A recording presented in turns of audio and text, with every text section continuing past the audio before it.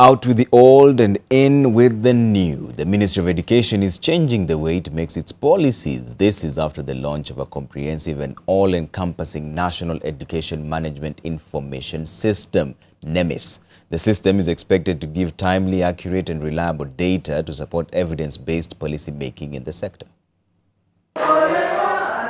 The Ministry of Education believes the system will enable comprehensive analysis of data, which in turn will form the basis of policy making in the education sector.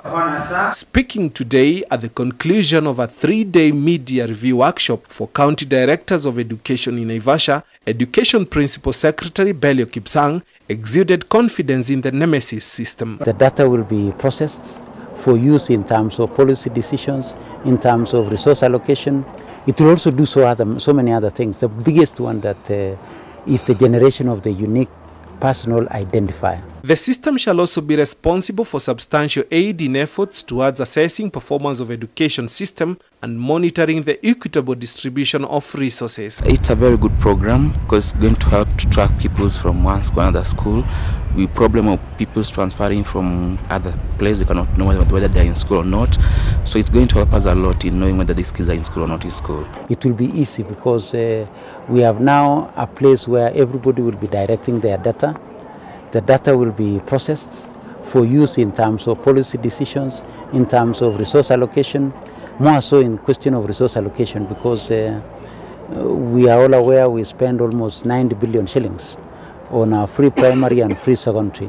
The hallmark feature of the new NEMIS system include the issuance of unique identification to schools, learners and all members of staff in all the learning institutions by the 24th of February this year. This number will be used through our education system from the time you enter our school system until you exceed through the university.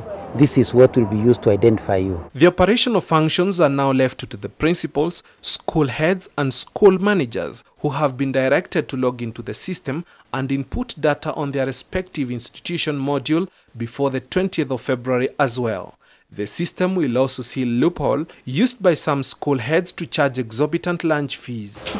The maximum will now be 2,000 shillings per term. Why would anybody want to charge a lunch of 10,000 shillings, 15,000 shillings? But I would want to tell our teachers and I would want to tell our field officers that they will be held personally responsible for anybody not complying to the circulars and direction from the ministry on the question of day schooling. The ministry is now relying on the NEMIS system to sanitize the management of resources in the education sector. All that is left now is the implementation by the schools. Those of us who Willy Njiru, NTV, Naivasha in the county of Nakuru.